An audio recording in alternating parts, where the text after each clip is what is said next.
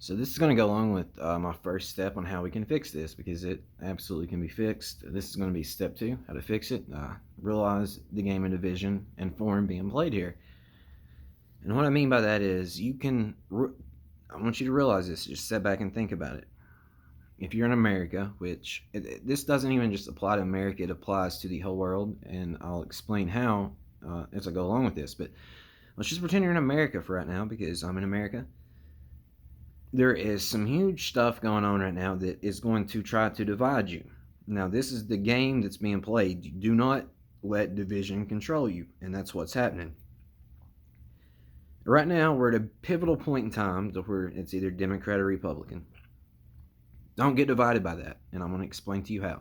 So, if you're a Democrat and I'm a Republican, which I'm not, I don't affiliate with either party. I don't because I think both parties are incredibly ridiculous, arrogant, and full of hate for the most part. No matter what they tell you, that's what it is. So let's just pretend that you're a Democrat and I'm a Republican. Now, we're going to come together and we're going to try to have a dialogue. Now, if you're not open to a dialogue and the only thing that's going through your mind is, I'm right, he's wrong, I'm going to try to explain to him why he's wrong, then we have already failed right then and right there. Do you see where I'm going with this? It's not a thing of, well, I agree, I'm a Democrat, fuck Trump, I agree with these few things, and I really want to stick it to Trump because he's a racist and homophobic and whatever. And that's the way it is. And it's the same thing with the Republicans. Let's just switch it around. I'm a Democrat, you're a Republican. So you're going to come to me and tell me, well, Trump's did this, that, and the third. And I'm going to try to automatically just say, nope, Trump's not shit. The Republican Party's not shit. If you're not a Democrat, you're not pro-American. I mean, do you see where I'm going? You have to be able to clearly think things through, listen to both sides, and then make your mind up from there. But just on my perspective, I've listened to both sides. I've taken both things into account, and they're both full of shit. Let's go even further than that.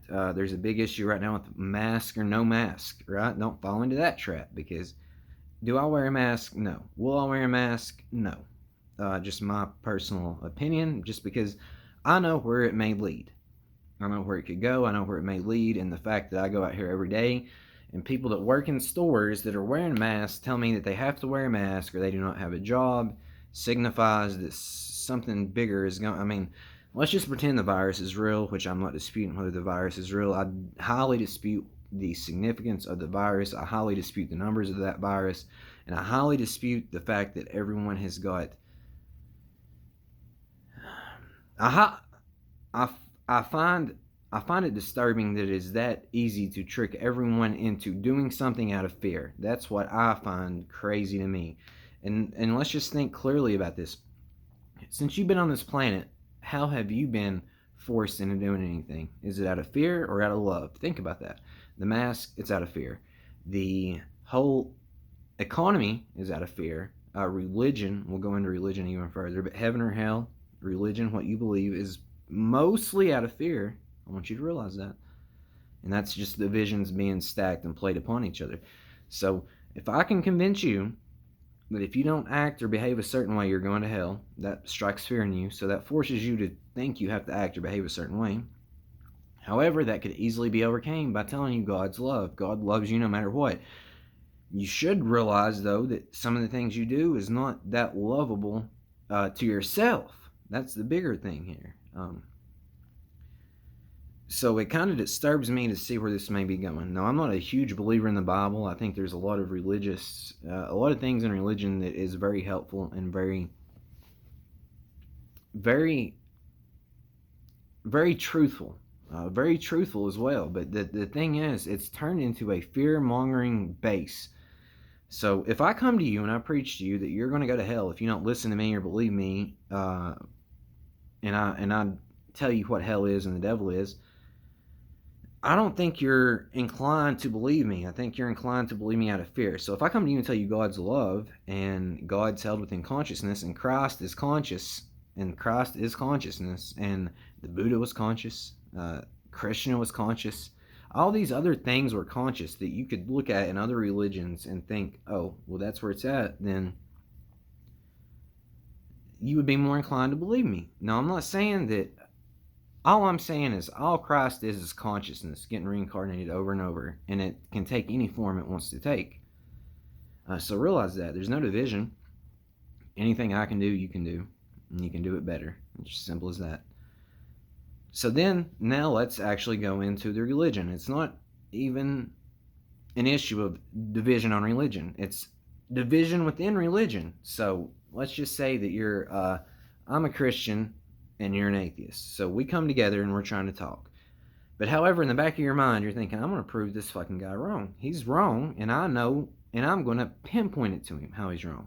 And then the only thing you do is you go out of your way to research things that you're biased about. That's the huge flaw, is confirmation bias in an echo chamber. You can't surround yourself with people or things or groups, etc., entities that believe the same thing that you believe, because then you'll just be getting positive feedback no matter what. That's not how it goes.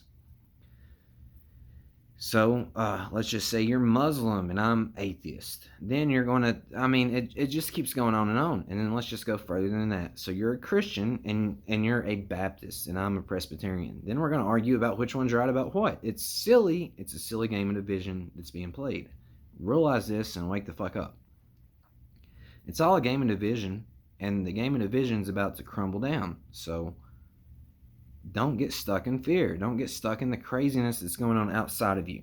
What I'm trying to say is the peace comes from within you. You can change yourself. You can absolutely change the world, because all the outside is a reflection of the inside. And that may be strange to say. That may be hard to comprehend or understand for some people, but it's the absolute truth. Now, I have came up with a foolproof way to prove God's existence. And I don't mean God in the Bible. I don't mean this separate entity from you that's up in the clouds judging you. That's not what I mean. I mean, I can 100% let you experience what God is. You can feel it, smell it, touch it. You can experience it. And I can do that. But don't go into this thinking that God in the Bible is real, because it is not. There is the God in the Bible, for the most part, is a tyrant. You don't want to be a tyrant. You don't. And that's why people don't believe in religion as much as they should, because it's taught out of a place of fear and hate. It's not taught out of a place of love. If it was taught out of a place of love, then we would be much more advanced in our civilization. People want to take science as hard facts and evidence, and I'm telling you, you're just studying a dream. It's what you're doing. You can know everything about this place, and then eventually you have to realize I'm studying a dream. It's just consciousness is all I'm really exploring here. So then what do you do with it? It's a game of division with that. Let's go into science. It's a game of division. These people spend their whole lives trying to prove a theory or a point, and at that point, they're so dedicated and so far into it that they have to go along with it whether they believe it or not. There's only a few examples of people throughout human history that has been able to go back and change their mind and advance science to a point to where, oh, okay, we were wrong. My apologies. I had to take a step back and realize I was wrong, and I shouldn't went along with that. Because for the most part, people just want to believe what they want to believe. It doesn't matter what religion you are. It doesn't matter if you believe in science. It doesn't matter if you're an atheist. It does not matter. You are biased to what you believe, and that's how all things go to shit. You're biased into what you believe. You refuse to look outside of the box, and if you do look outside of the box, you want to have that confirmation bias that, well, all this proves is I'm right, because I found a couple little scriptures in this Bible that's fucked up, and I found a couple little scriptures over there that's fucked up, and you know what? I don't think God would do that. Well, you're right. God wouldn't do that. You're reading the Word of man. You're not reading the Word of God, because God would only tell you to love everything like through yourselves, because you are everything. God would only tell you to share the light and the love and always tell the truth. So anything other than that is just bullshit that someone has made up to sound good, to scare people into believing that. I think religion wholeheartedly started out as a good thing, and it turned to shit. People worship Jesus, but you cannot worship an image of someone, because all this is an image. It's a form. You can't worship the words I'm speaking because they're just words. And people fall into that trap. It's easy to do, and it's hard to watch, and it's definitely harder to go through. I've went through all this shit. I'm telling you, I have, and that's the reason I'm coming to you and speaking to this about you. I don't come on here and try to hype anyone up and say you're stronger than you think, you're more powerful than you think, out of just blind faith. I've experienced this stuff. I used to be an addict. I used to be lazy. I used to overeat. I used to overthink things. I used to look at the worst in things. And I used to think there wasn't a God. I used to think there was a God. I've been all over. And I'm telling you, where it all leads is you. It all leads to you. Now, that may be hard for some people to understand because they're so caught up in a third dimension paradox and whatever, that they think that, well, I'm just a human. I'm just on planet Earth. I'm in some fucking star system, in some galaxy, in some universe. And that's not the case at all. That's a horrible way to think about it. You're much more than you think you are. You're much powerful than you think you are. You're much stronger than you think you are. Because at the end of the day, if you are conscious, if you're fully conscious and able to think, speak, talk, write, have dialogue with people, then you're consciousness. And then what the fuck is consciousness? That's everything that is held within it is what it is. So God is held within consciousness. Well, what is God? It's the ideal version of anything and everything that could happen. But most importantly, again, going back to the first part of that, it's the ideal version of you that you can be. So why the hell would you not go down that road? Why would you not? What else better do you have to do? That's the question I keep asking. What do you have better to do? Do you think it's better for you to go out here and look a certain way? Do you think it's better for you to go out here and get people to believe what you say? Do you think it's better to go out here and try to make money, stack money on top of money on top of money? Do you think it's better to go out here and be a status figure? Or do you think it's better to go out here and be yourself and change the world? Really, what else better do you have to do? Because if you know who you are, you know what you're doing, you know why you're here, and you know what this place really is, what the hell else better do you have to do? And this is coming from experience myself, because I realized who I was, what I was doing, and why I was here, and I continued to go back and get on social media. I continued to go back and eat shit I shouldn't have ate. I continued to go back and drink. I continued to go back and do drugs that I shouldn't do. And I continue to go back and play fucking video games and just waste my life away. And then I thought to myself, what the hell are you doing? Why are you doing this? And you know you have something better to do. This is not some simple thing as, well, find yourself out, know who you are, and just live life. It's not that simple. If you want it to be that simple, you can, but it's not the right thing to do. So what should you do when you realize this? You should go help other people realize this, because that's how everything's going to get changed. There is no division between me and you. I'm just you talking to you. And you need to become conscious of that. Become conscious of the unconscious, really, is what the main point of this is.